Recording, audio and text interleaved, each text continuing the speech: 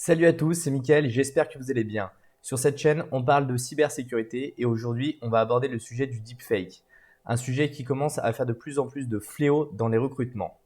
Alors le deepfake, c'est le fait d'utiliser des ressources de l'intelligence artificielle pour manipuler une vidéo ou un son. La démarche, elle est souvent frauduleuse en vue de tromper une personne. L'objectif, ça va être de nuire à une personne ou à sa crédibilité.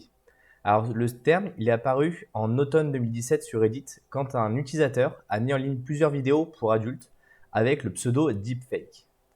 En 2019, le volume de vidéos était estimé à 15 000 et globalement, la plupart des vidéos que l'on retrouvait qui étaient liées à du deepfake, c'était l'utilisation d'images de personnes connues sur des stars du X pour les mettre en avant dans des vidéos pour adultes. Alors aujourd'hui, il y a deux modes de fonctionnement sur ce deepfake. Le premier, c'est l'image que je vous montre à l'écran, où vous avez ici un modèle d'entraînement qui va prendre des milliers de photos ou des vidéos de deux personnes. Donc on a ici une entrée A et ici une entrée B, et on va les envoyer à un encodeur. Cet encodeur, il va identifier des similitudes entre les deux visages et il va réduire les images aux caractéristiques communes et il va les compresser. Ensuite, on a une deuxième intelligence artificielle qui s'appelle les décodeurs.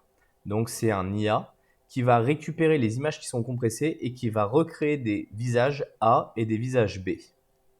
Donc ensuite, l'objectif, ça va être d'envoyer dans notre machine les images de la personne A, donc on va dire ma tête. On va les envoyer dans cet encodeur et le décodeur va générer la phase B. C'est-à-dire que si j'envoie une photo de moi, en sortie, on aura une photo d'une autre personne. Donc on voit vraiment qu'on peut arriver à modifier tous ces éléments-là. Et ça, c'est un des deux modèles qui sont utilisés pour faire du deepfake. Ensuite, il y a un second modèle qu'on va appeler le modèle GAN, Generative Adversarial Network, où on va utiliser de l'IA de type Deep Learning et c'est un chercheur qui s'appelle Ian Goodfellow, le premier en 2014, qui a créé le GAN.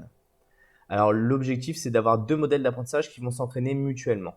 On a le premier qui va créer des contrefaçons et le deuxième qui va essayer de les identifier. Et quand le deuxième n'arrive plus à identifier, c'est généralement bon pour ne plus être vu par un humain. C'est-à-dire que le modèle est assez poussé pour être vraiment de qualité. Alors aujourd'hui, il existe différents types de deepfake. Vous avez le face swap, qui est la méthode la plus connue, qui va consister à remplacer le visage d'un individu en conservant son corps. Les proportions doivent être similaires pour avoir un bon rendu. Vous avez également le face-to-face où vous allez modifier uniquement la bouche d'une autre personne et un imitateur peut faire n'importe quoi à sa victime. Et enfin, vous avez le lip sync qui est la synchronisation labiale en gardant l'image d'origine pour obtenir un résultat vocal encore plus réaliste que le face-to-face. Alors je vais vous donner quelques cas d'exemples qui ont fait un petit peu fureur. Donc vous avez le discours de Barack Obama qui insulte Donald Trump, qui a été mis en scène en tout cas grâce à un deepfake. Vous avez également Mark Zuckerberg qui est impliqué dans des organisations criminelles ou des complots de domination planétaire dans un deepfake qui a été mis en ligne. Vous avez une personne qui s'est fait passer pour le PDG en imitant sa voix d'une finale énergétique britannique et qui a réussi ainsi à obtenir plus de 200 000 livres sterling sur un compte hongrois. Donc on voit que ça peut vraiment être fait à des fins malveillantes. Et enfin, vous avez des pirates qui passent des entretiens d'embauche à l'heure actuelle grâce à ces technologies-là, qui sont acceptés parce que c'est du télétravail, qui vont voler l'intégralité des données d'entreprise et puis qui vont totalement disparaître. Alors aujourd'hui, comment est-ce que vous pouvez créer un deepfake? Alors il existe plusieurs logiciels comme Reface, Zao ou encore Duplicate qui permettent de s'incruster dans un film. Vous avez également aussi des sites comme MachineTube ou Deepfake Web qui vous permettent de faire ce genre de choses. Vous avez dans l'open source un logiciel qui s'appelle faceswap.dev et vous avez Deepface Lab aussi qui permet ce genre de choses où vous allez uploader des photos, on va avoir un certain modèle en fait d'apprentissage. Alors aujourd'hui, c'est pas forcément fait pour le grand public et c'est pas forcément simple parce qu'on a un coût d'apprentissage qui est long et qui est coûteux pour faire un deepfake qui est convaincant. Mais vous pouvez faire des deepfakes de façon très simple avec certains outils qui sont disponibles sur internet. Alors comment est-ce qu'on peut identifier un deepfake? Aujourd'hui, il y a plein de points qui permettent d'identifier un deepfake sur des détails. Par exemple, des ombres qui vont être mal gérées.